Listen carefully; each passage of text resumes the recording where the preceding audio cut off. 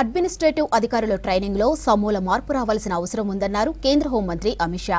ప్రస్తుతం బ్రిటిష్ కాలం నాటి training model వినియోగిస్తున్నట్లు చెప్పారు.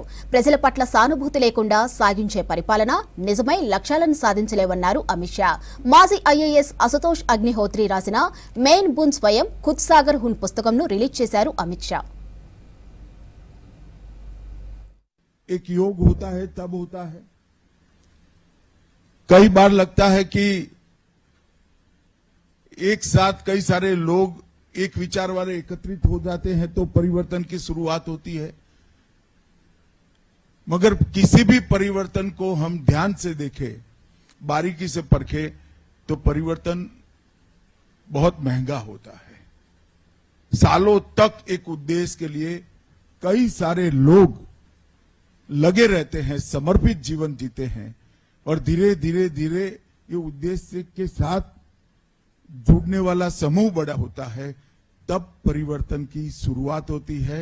और परिवर्तन जब जन आंदोलन बनता है तब वो परिक्रांति बनकर अंततोगत्वा परिवर्तन तक जाता है।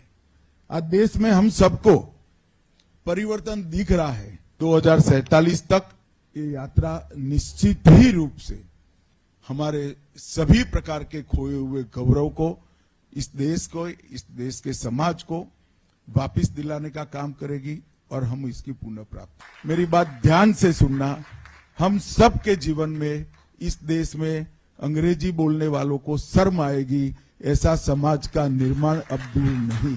चीजों को वो ही कर पाते हैं जो करने की ठान लेते हैं। और मैं मानता हूं हमारे देश की भाषाएं हमारी संस्कृति का गहना है। हमारे देश की भाषाओं के बगैर हम भारतीय ही नहीं रहते हैं।